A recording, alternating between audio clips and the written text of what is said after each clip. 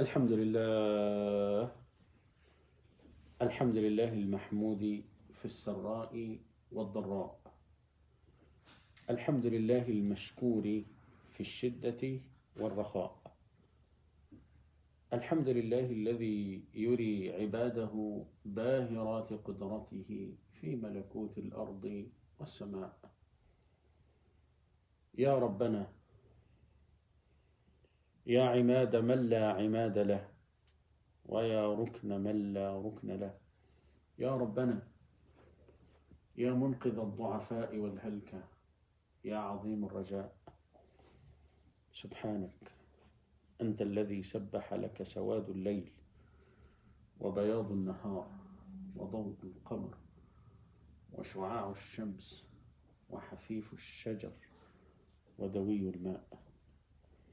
اللهم نجنا من هذا الوباء والبلاء وذوينا وجميع المسلمين وجميع البشرية عاجلا غير آجل يا رب العالمين. ونشهد أن لا إله إلا الله وحده لا شريك له، شهادة نرجو بها جميعا رضاه يوم أن نلقاه سبحانه وتعالى. ونشهد أن محمدا عبده ورسوله وصفيه من خلقه وحبيبه.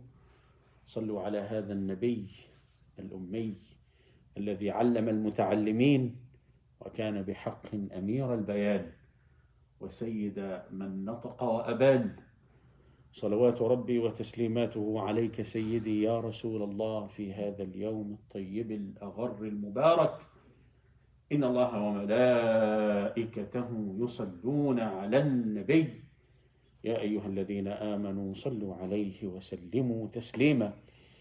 After praising Allah subhanahu wa ta'ala and sending peace and the blessings of Rasulullah Muhammad sallallahu alayhi wa sallam on this exceptionally beautiful day of Jumu'ah, and all Fridays are exceptionally beautiful days, but I want to add like a quick smile on your faces with all what's going on.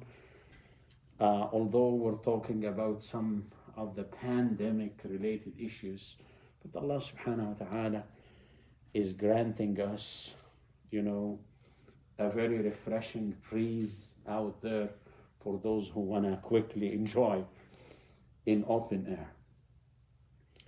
Respected brothers and sisters, whatever calamity comes in, whatever tough situation you're experiencing on all levels, within the family, at work, whatever, it is meant to break you into pieces, or rather help you to grow.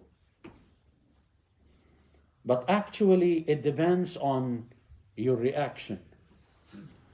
If you're tested, I don't mean COVID yet, but if you're tested by whatever test or calamity, and you're spiritually filled with energy, you have Iman, and your Iman is helping you build the resilience, believe me, you will emerge from this painful experience and tough times and tough tests, with a better mood, with a better health, with a better shape. Sometimes when people are, heavily tested, they would go and look for things they never imagined. If they are overweight, for example, they would go and become slim in no time. Energy and resilience will help you grow from a painful experience. And on the other side, if you feel bad and overwhelmed and defeated, you know what? You will be defeated. But if you think of Allah subhanahu wa ta'ala as a helper, as a great source of support, as your protector, and that's why Rasulullah sallallahu alayhi wa sallam mentioned in the Qudsi hadith, أَنَا عِنْدَ حُسْنِ ظَنَّ عَبْدِي بِي. Allah subhanahu wa ta'ala always expects us to think highly of Him subhanahu wa ta'ala, as a source of support and comfort and help, especially at tough times. So anything, especially tests and tough situations, is gonna break you into pieces if you are not showing resilience, or rather you will emerge with a great level of growth, inshallah Rabbil Alameen. The pandemic, COVID, it's serious now. That's why I'm just putting this extra layer here, the mask, this first khutbah, with the spikes, with the skyrocketing numbers. We're talking about 1,500 per day, 1,300, 1,600. It's really alarming here in Alberta. And that's why I have decided to share some very few, just 5 very important tips. I call it the pandemic teaches us. One of the first primary tips and lessons is to know how to protect ourselves and our dear ones and the community at large. And by the community, I don't mean the Muslim community or our own tiny community, but the larger community. كلكم لآدم. All of you belong to Adam. يا أيها الناس إنا خلقناكم من ذكر وأنثى وجعلناكم شعوبا وقبائل لتعارفوا. It's a universal message to all humans, and this is a chance actually to reintroduce the deen of Allah subhanahu wa ta'ala to us and to the larger community. What kind of contribution? قل لي بالله عليك، يعني هذا الدين الذي ننتمي إليه ما الذي يمكن أن يقدمه لهذه البشرية المترنحة من جراء the pandemic وكوفيد؟ ما هي الرسالة التي يمكن أن يقدمها المسلمين للعالم في ظل هذه الأجواء الصعبة، أجواء البانديميك؟ What kind of message and contribution and civilizational ethics which Islam as a religion can contribute to the whole world around us, especially or as far as COVID-19 is concerned? Protect yourself and others. One of the amazing hadith which we reiterated and you all heard about like 10 months ago here and probably almost a year, that Rasulullah sallallahu alayhi wasallam advised the person who is sick or having, in some interpretations of the hadith, or having sick sheep or camel, not to allow himself or herself or his sheep or camel to interact with another sheep or camel belonging to another person when the person's sheep or camel or the person himself is sick or not feeling well or is having an infectious disease that could be easily transmitted. Look at the wording of the hadith. قال صلى الله عليه وسلم في الحديث الصحيح الذي رواه أبو هريرة: لا يورد الممرض على المصح. And the mumrid, the infected person here, it could refer to, according to the shurrah al-hadith, it could refer to the person himself or to some of like herd, sheep or camel at that time. If you look at the overall image of Islam, that's to incur benefit and to fend off harm. And that's what Rasulullah sallallahu alayhi wasallam said in a very short statement. لا ضرر ولا ضرار. There should be neither harm nor reciprocating harm. عارفين حضراتكم الحديث البسيط ده العلماء أخذوا منه up to 30 legal idioms. يعني it's like an article in the Constitution that's interpreted in 100 pages. It's like an article or see something, right? You're all aware of this. لا ضرر ولا ضرار. There should be neither harm nor reciprocating harm. The legal jurists, we call them علماء أصول الفقه, they did some kind of legal maxims, sub-legal maxims from this main heading. لا ضرر ولا ضرار. There should be neither harm nor reciprocating harm, i.e. يتحمل الضرر الأخف ويدفع الضرر الأعم أو الأكبر. يعني الأضرار على الأفراد تتحمل لدرء الأفراد عن الجماعة. Sometimes we could try our very best to secure the overall population. Sometimes at certain situations, the law, the strict law, in a certain aspect of the Sharia has to be postponed a little bit or put aside a little bit. So, لا ضرر ولا ضرار, it's really amazing to apply in order to help ourselves break the chain of transmission. As Muslims, alhamdulillah Rabbil Alameen, we're like, I can't say safe compared to other communities. All other faith groups, communities go to mosques and other places of worship, right? But we need to be at the front line of breaking the chain of transmission. We should not just try to help ourselves gain more awareness of COVID, especially at this time when it is hitting us here in Alberta the most, but rather contribute to the good work being done by spreading awareness, more awareness, by contributing financially, by helping, and also by keeping ourselves safe in our own communities and avoiding harm.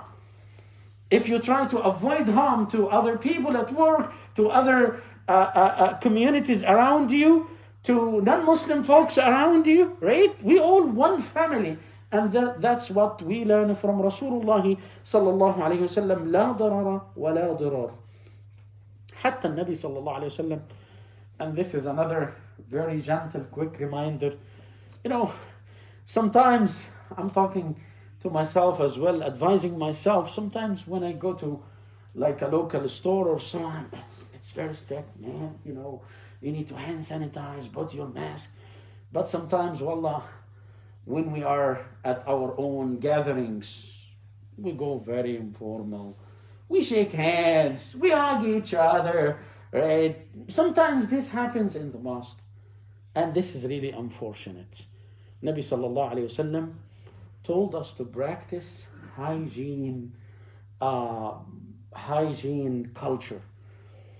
It's a culture.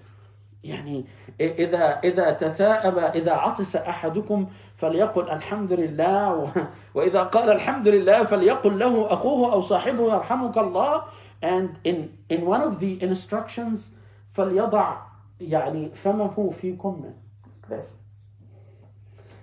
And how many videos we have seen by the chief medical officer of Canada and Alberta instructing us to do it like this. And this is what Rasulullah sallallahu alayhi wasallam practiced like 14 centuries ago. We belong to a very rich, unique culture and religion as well, ethics. And this is something we can impart to other people.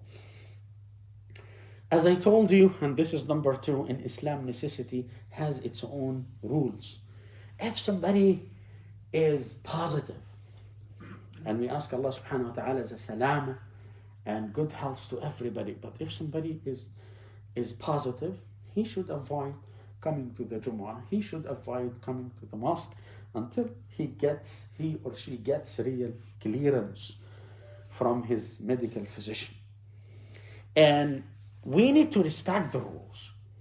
We need to abide by the health, recommendations and advice. This is serious.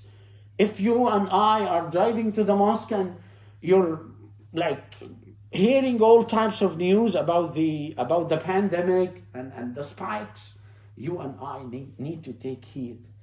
لا ضرر ولا ضرار. And sometimes if you have to miss Jumu'ah for exceptional circumstances, for self-isolation, or like someone at home is positive also, may Allah keep us all safe. You need to pray Zuhr before rak'ahs. So you have the alternative. And Rasulullah ﷺ mentioned that in a situation like this, when you're resorting to the flexible alternative within Islam, you're rewarded as if you came to the Jumu'ah and you prayed behind the Imam with the congregation. So don't worry about it. It's not the time to show extra religiosity, man. It is the time to make use of the flexibility. And by the way, being flexible doesn't mean that we're loose. We're losing the religion. Sometimes in Ramadan, you remember, you're traveling. You don't have to fast. You're sick. You're required not to fast. And this is mentioned in Al-Quran Al-Kareem. Number 3, it's touching us as a Muslim community. It's not, we can't claim that we're COVID-free as a Muslim community. It's touching our families.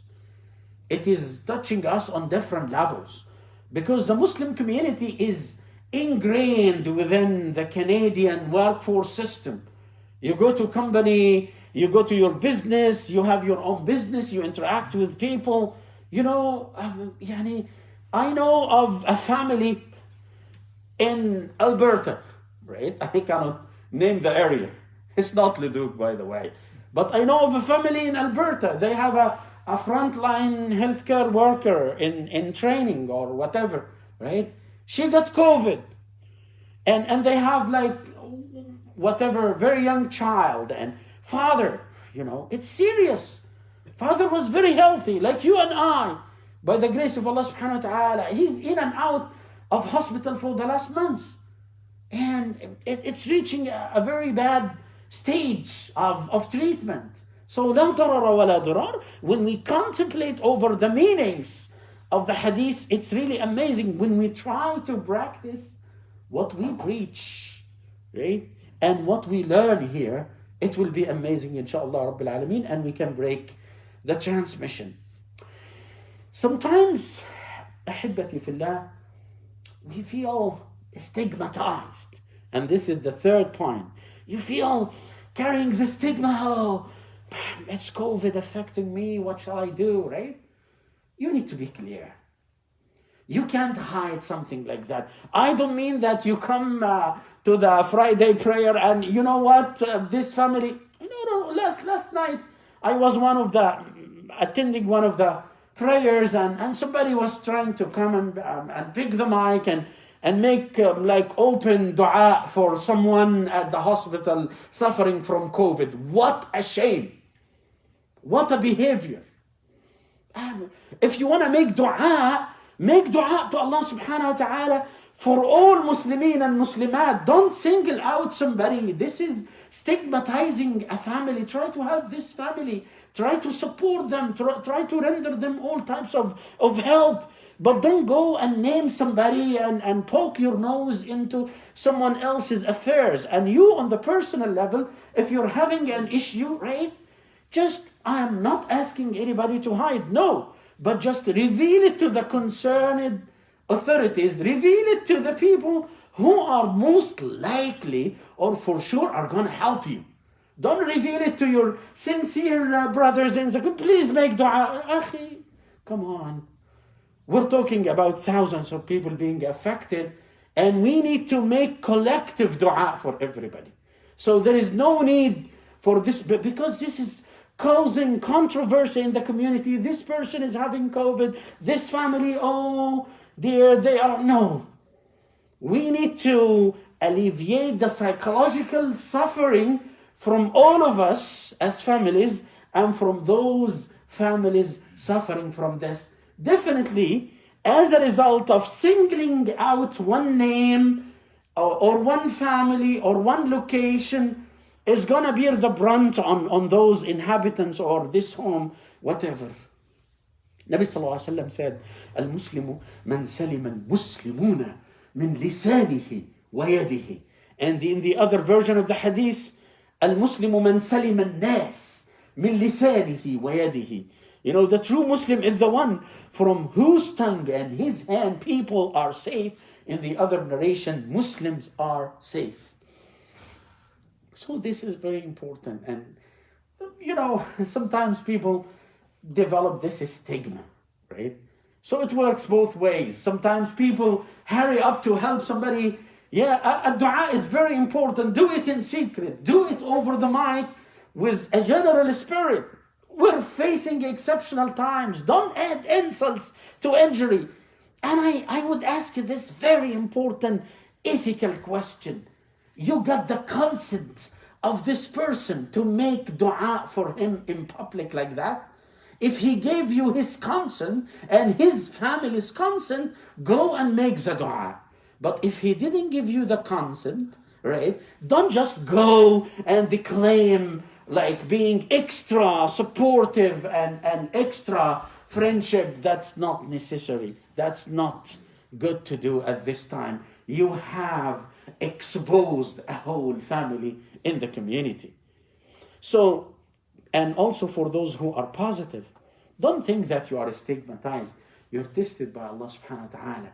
Have this faith that you will soon be good and in good health by the grace of Allah subhanahu wa ta'ala. Number 4, respect the privacy of people. يا معشر من أسلم بلسانه ولم يفض الإيمان إلى قلبه لا تؤذوا المسلمين ولا تعيروهم ولا تتتبعوا عوراتهم فإن من تتبع عورة أخيه المسلم تتبع الله عورته ومن تتبع الله عورته يفضحه ولو في جوف بيته. I'm gonna read the literal translation of the hadith for you. Nabi sallallahu alaihi wasallam, O you who accepted Islam while his tongue and his face has not reached his heart, don't harm the Muslims, nor revile them, nor spy on them, to expose their secrets. For indeed, whoever tries to expose his Muslim brothers or Muslim sisters' secrets or any human folks around, Allah will expose his secrets wide open, even if he were in the depths of his house. And just imagine this quick example. Somebody is owning a business and he is the person running the business. And you go and destroy his business reputation by claiming that he has COVID, they have COVID, right? It's not right. Make dua, make sincere dua. حتى الدعاء بظهر الغيب مقبول إن شاء الله. And Allah will assign malaika to make dua for you. And number 5, practice gentleness. This is a time to show mercy to each other. You know, husband and wife are most of the time at home. Husband is working in the basement, wife is working up there, you know, interactions. Soon kids will be at home. It's a long, you know, year-end break, right? So make sure that you practice gentleness with your wife, with your husband, with your family members, with your neighbors. Don't go out of control. Mental health problems are like more than enough nowadays. Domestic violence and, you know, kids being maltreated, husbands, wives being in fights is gaining more currency nowadays. Nabi sallallahu alayhi wa sallam, in the authentic hadith narrated by Abu Darda, من أعطي حظه من الرفق فقد أعطي حظه من الخير ومن حرم حظه من الرفق فقد حرم حظه من الخير. أقول قولي هذا وأستغفر الله لي ولكم فاستغفروه إنه هو الغفور الرحيم.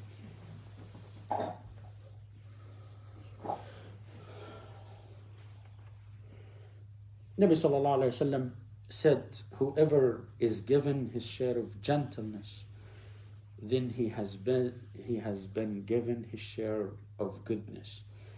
And whoever prevented from his share of goodness, of gentleness, has been prevented from his share of good. So always put yourself in the other person's shoes. Don't set your own agenda and expect others to follow you, to follow your own schedule, right? Just appreciate other people's attitude. Today's message is very brief. 5 very important tips we learned in the pandemic era. Protect yourself and others. Follow necessity and emergency rules in Islam. They are meant to be applied in exceptional circumstances. Being positive when it comes to COVID is not a stigma. Respecting the privacy of others, especially at these exceptionally tough times, is very important, and in all times. And be gentle in all your affairs and spread the culture of gentleness. يا رب مسألتي إليك رفعتها وعلمتها من قبل أن أتكلم ورأيت دمعا فاض من وجعي وقد أخفيته رحماك ذقت العلقمة فأنا الذي أعصيك ثم يمسني حزن كأني صرت شيئا معدما رباه قربني إليك بتوبة فلقد رأيت البعد دربا مظلما اللهم نجنا مما نخاف ونحاذر يا رب العالمين. اللهم ارفع عنا هذا الوباء وهذا البلاء عاجلا غير آجل يا رب العالمين. اللهم من أحييته منا فأحييه على الإسلام ومن أمته منا فأمته على الشهادة يا رب العالمين. ربنا آتنا في الدنيا حسنة وفي الآخرة حسنة وقنا عذاب النار. ربنا ظلمنا أنفسنا وإن لم تغفر لنا وترحمنا لنكونن من الخاسرين. اللهم رحماك بالضعفاء والمرضى والمساكين والمستضعفين في كل مكان يا رب العالمين. اللهم انصر الإسلام وأعز المسلمين وأعل بفضلك كلمتي الحق والدين. اللهم انصر من نصر دينك واجعلنا منهم واخذل من خذل دينك ولا تجعلنا معهم يا أرحم الراحمين. وأقم الصلاة.